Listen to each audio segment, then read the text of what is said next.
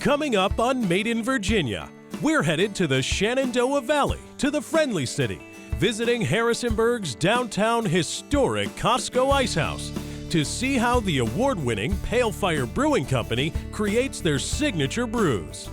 Then we'll head over to Richmond, Virginia to see how Serous Vodka creates smooth, triple distilled vodka from russet potatoes and pure Richmond tap water. All next on Made in Virginia. Production funding for Made in Virginia is made possible in part by the Virginia Foundation for Public Media, supporting public media initiatives throughout Virginia, and by at Atlantic Union Bank, we believe that Made in Virginia means something special, something unique. After all, Virginia is where tradition meets technology, where hard work combines with innovation, where artisans, entrepreneurs, small businesses, and corporations take business to the next level. We're there every step of the way as champions of Virginia businesses and as a proud supporter of Made in Virginia and Virginia Public Broadcasting.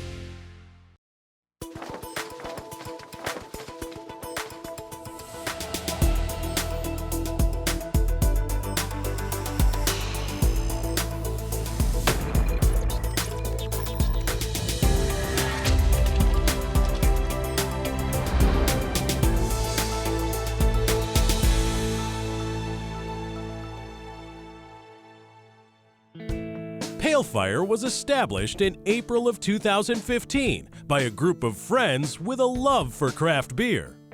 I've been a professional brewer since 2001. This is my first time opening and running a brewery.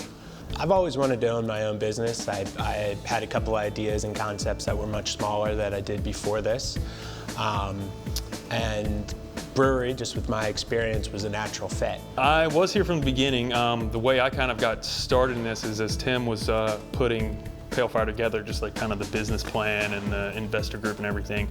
I was actually living in St. Louis at the time and had gotten into craft brewing out there. And I knew Tim's sister from college, and so she said, hey, you know, Tim's putting this project together, you should reach out to him. And I did, and we got along, and got along really well, and the stars kind of aligned for us to be able to move back out. I originally grew up near Roanoke, so this was a bit of a homecoming for me to be able to come back and do this.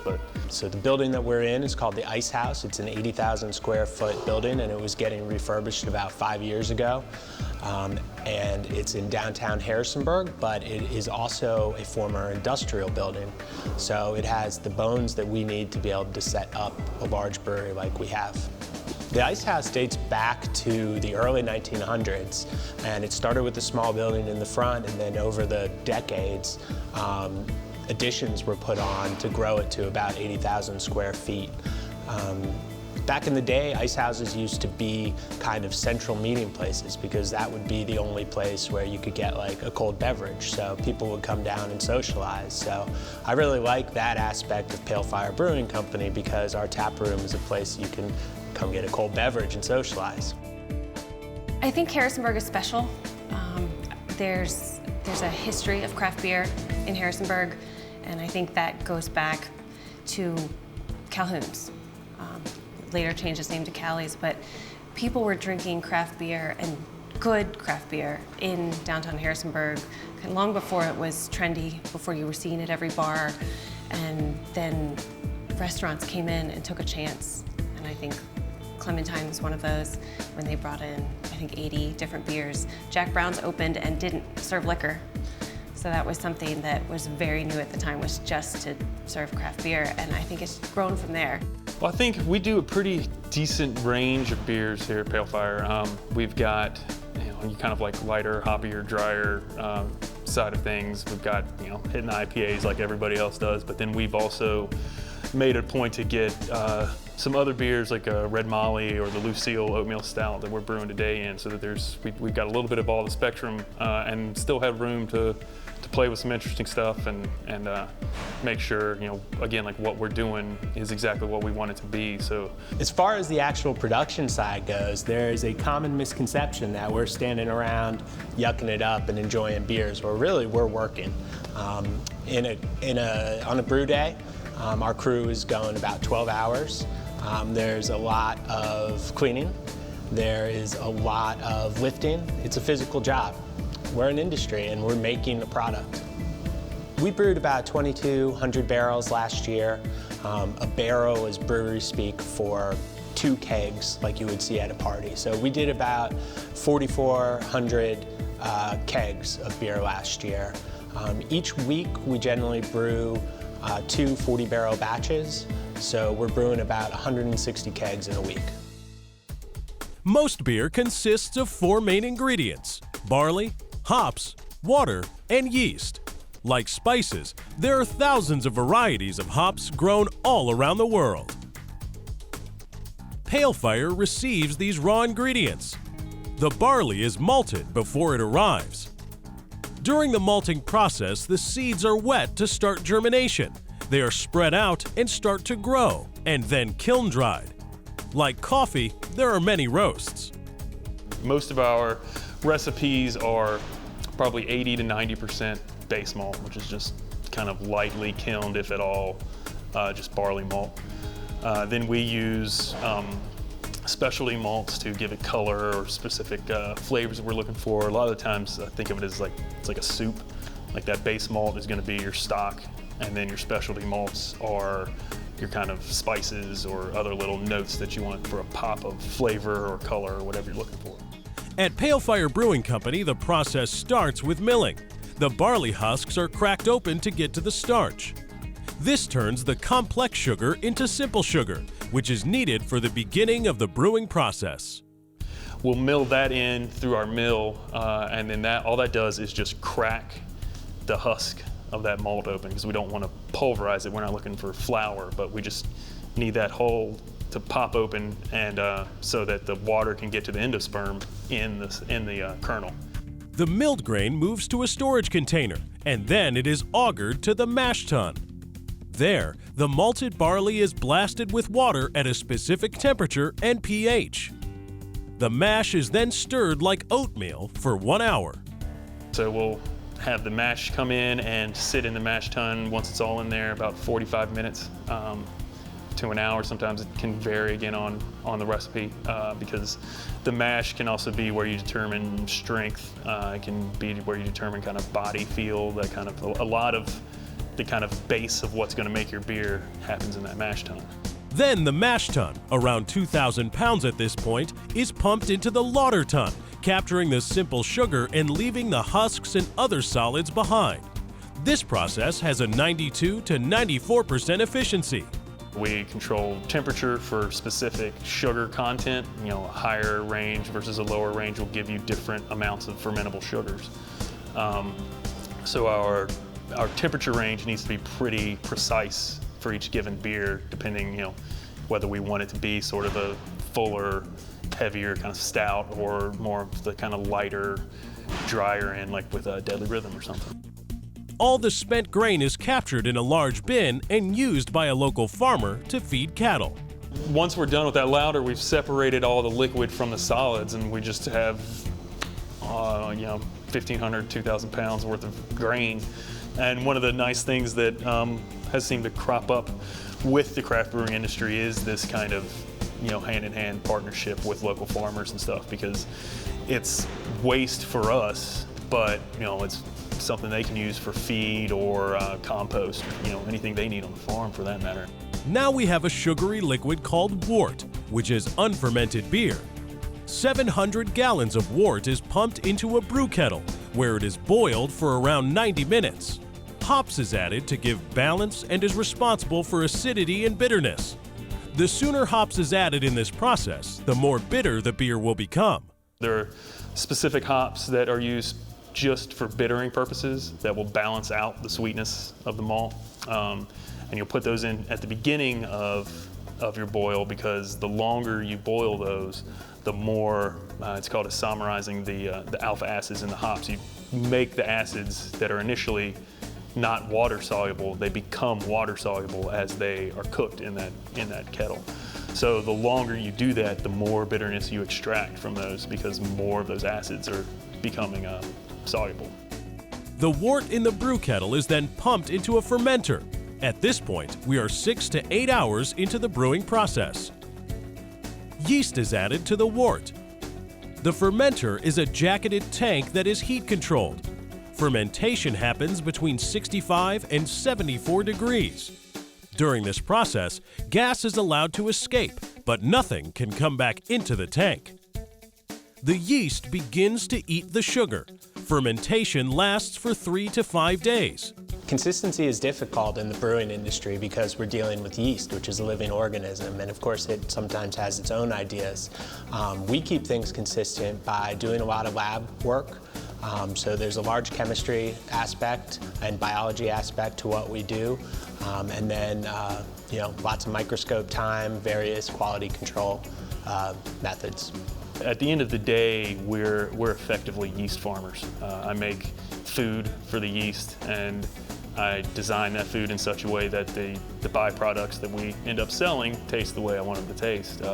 But in order to get that, there's a lot of water chemistry, there's a lot of understanding the life cycle of yeast and how to kind of tweak that cycle and manipulate it to achieve, end up with a product that has the right flavor compounds in it. Attenuation is the measurement of how much sugar the yeast has consumed and what is left behind. The taste of the final beer comes from what is left behind. The beer is then capped off and sealed for 2 weeks of temperature-controlled conditioning. During this process, the natural chemical diacetyl is created, which has the taste and consistency of movie theater popcorn butter. The temperature is dropped to 40 degrees, which gets rid of diacetyl. Next, Pale Fire takes the tank down to freezing, which causes the yeast to go dormant and sink to the bottom of the tank. The yeast is collected and tested in the lab. To test the yeast, they use a strain and view the dormant yeast through a microscope. The healthy yeast cells look like circles, while the dead yeast cells absorb the stain. If 85 to 90% of the yeast are still alive, it can be used again. Yeast can be used 2 to 8 times in the brewing process. Then the beer is moved to the bright tank, where they adjust the amount of CO2 in the beer to the precise level for serving. So in that bright tank is its kind of last stop. We get the carbonation level that we want, and that's typically measured in volumes. So if you think about it, one bottle of beer, if our target for, say, Deadly Rhythm, which is what is in there now, our target is 2.65 volumes. So one bottle of beer will have 2.65 bottles of CO2 packed into that liquid. From the bright tank, the beer can be kegged off or sent to the bottling line. Once the beer is kegged or bottled, it is put in cold storage, awaiting pickup from the distributor. Virginia has a 3-tier system for brewing: producers, retailers, and distributors. Pale Fire can sell direct to customers through their taproom. Pale Fire flagship beers include Red Molly, which is an Irish red, the award-winning American Saison Salad Days, Errant India Pale Ale, and the Pale Ale Deadly Rhythm. So with the explosion of craft beer in Virginia, one might think maybe Virginia is for beer lovers. I think Virginia in general is putting out amazing beer. Like, you can go anywhere in Harrisonburg even, and down to Brothers or Restless Moons, or Friendly Fermenter, or Three Notched over at the Valley Collab House. Everybody's putting out something that's great. And then that's just Harrisonburg. So, that's before we even start talking about Richmond, Roanoke, Northern Virginia type. So it's a really interesting industry to be in, again, to see just the way different people are doing different takes on stuff. And I happen to be very partial to our beer, but I think I can be excused that bias. I'm a transplant to Harrisonburg, and I love this place. The Shenandoah Valley is beautiful, and Harrisonburg is full of young and creative people. So downtown Harrisonburg was a natural fit for us. It's a fast-growing city. James Madison definitely keeps the town vibrant. So really, it wasn't going to be anywhere else. Founded in Richmond, Virginia in 2003, Serous Vodka had a goal of producing the highest quality, handcrafted, potato-based artisan vodka made in the U.S. It's triple distilled, and every bottle of Serous starts with the best all-natural russet potatoes and purified water with an 8-step filtration process. It's a common misconception that all vodkas are made from potatoes. The first vodka was made in Poland in the 8th century, and potatoes didn't make it to Europe until the 16th century. Grapes and fruits were the basis for the first vodkas created. Today, over 90% of all vodkas are made from grains, usually wheat, rye or corn, or a combination of the three. Serous Vodka is a handcrafted potato vodka made right here in Richmond, Virginia. We are using all-natural, non-GMO potatoes from Pennsylvania and then seasonally from the eastern shore of Virginia. And it's a super smooth vodka on the finish. It's not like a traditional grain vodka. And two of the factors that play into that, one, the potatoes, which you really get on the mouthfeel, play into that, but also the quality of the water we're using. Richmond has very soft water, and then our chemical engineers are filtering that water in an 8-step process through charcoal filters and particulate filters. So 90% of the vodkas on the market are made from grain, corn, wheat, or rye.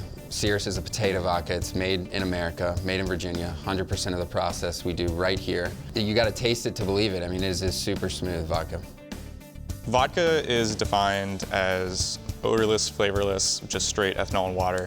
We kind of like to play around with that. We have a few other stuff in there to kind of give it the smoothness and like I said, the mouthfeel or a little bit of the flavor profile that we're looking for, because we don't want to be another harsh grain vodka out on the market. Potatoes are a harder material to start with, so we wanted to go the extra mile to get the product that we wanted to give to people.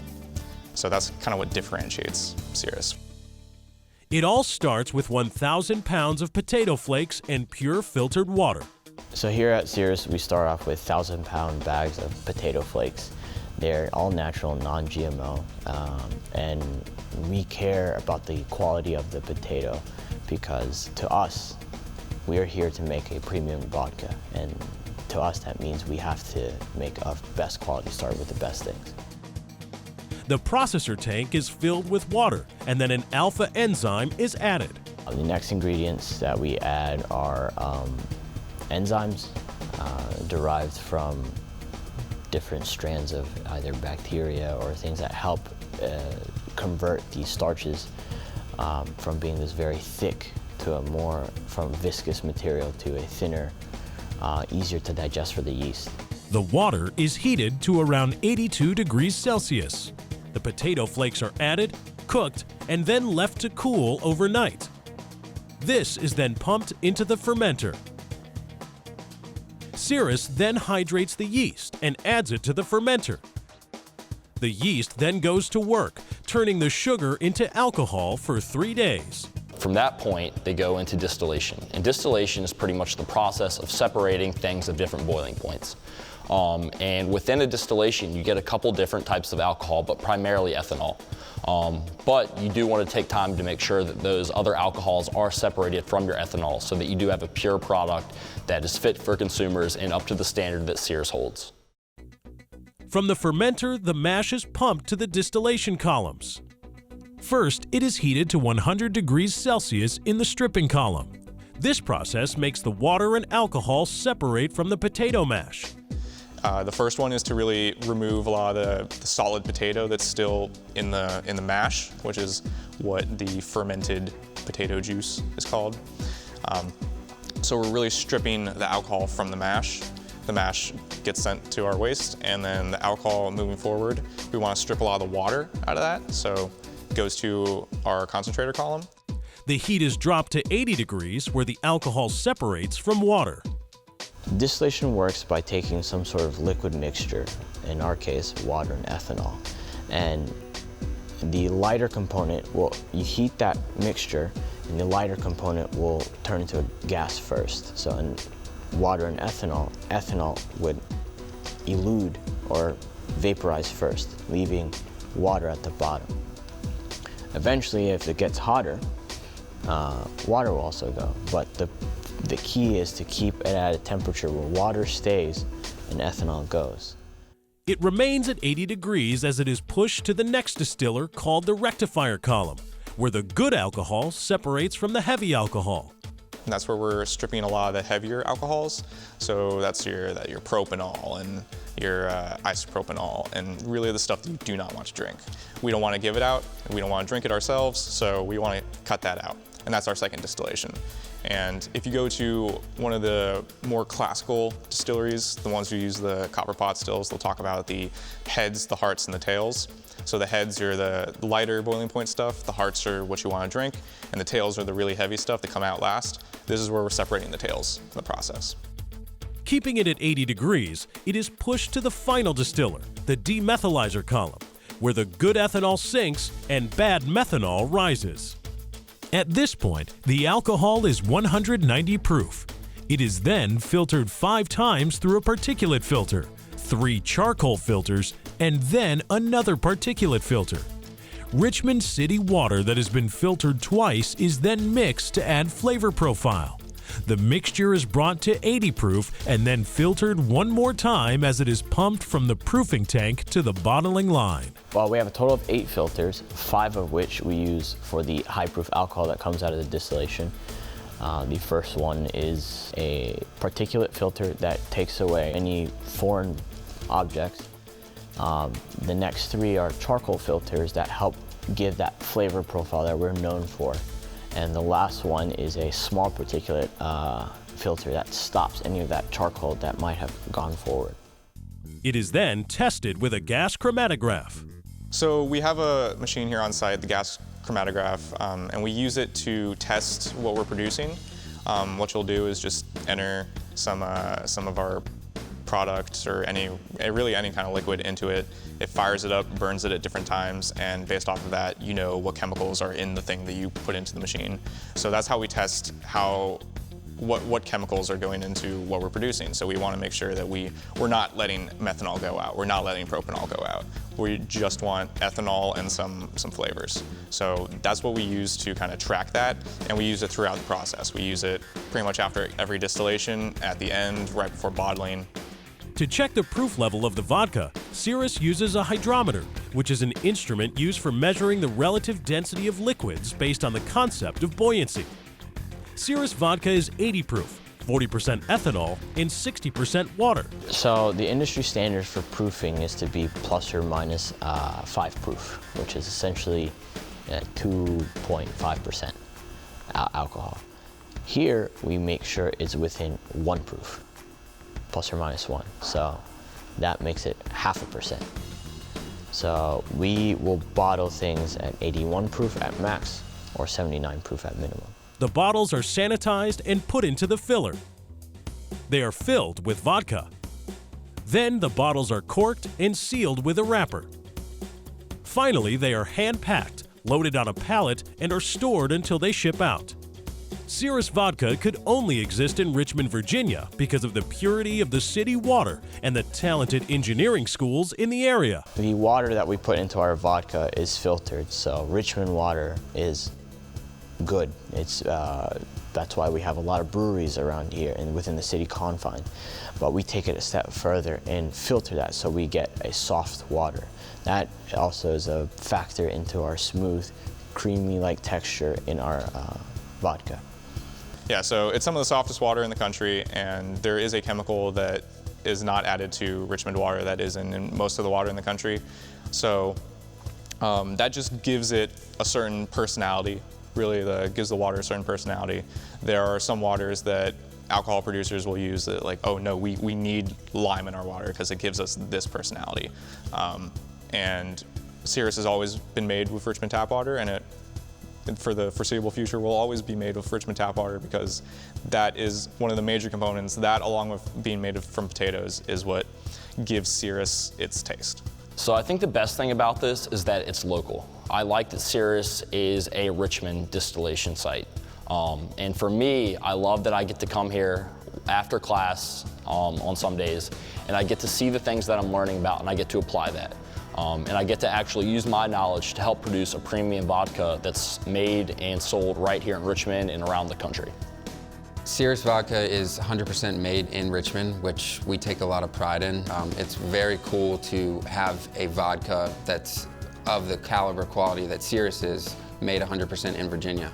We're sourcing our potatoes locally from the Eastern Shore when we can, otherwise from Pennsylvania, but 100% of the process, distillation, bottling is done right here in Richmond, and Really, it's more than just being a Richmond product, it's giving back to the Richmond community. We are doing a lot of things with local charities. We are starting a partnership with Keep Virginia Beautiful in January, where we're donating tasting room proceeds back to some of their programming to keep Virginia highways clean, rivers clean, and we're never going to not make Cirrus in Virginia because that's where it was born, and that's who we are. As demand continues to grow, Cirrus is staying true to its roots. No corners are cut in their hands-on distillation and bottling process, and only the finest ingredients and care are used in this artisan vodka. Virginia now has over 200 craft breweries and over 30 distilleries. With such a rapidly growing industry in our state, there must truly be something in the water. So, raise your glass in the air and celebrate all that Virginia has to offer. Cheers! Production funding for Made in Virginia is made possible in part by the Virginia Foundation for Public Media, supporting public media initiatives throughout Virginia, and by at Atlantic Union Bank, we believe that Made in Virginia means something special, something unique. After all, Virginia is where tradition meets technology, where hard work combines with innovation, where artisans, entrepreneurs, small businesses, and corporations take business to the next level. We're there every step of the way as champions of Virginia businesses and as a proud supporter of Made in Virginia and Virginia Public Broadcasting.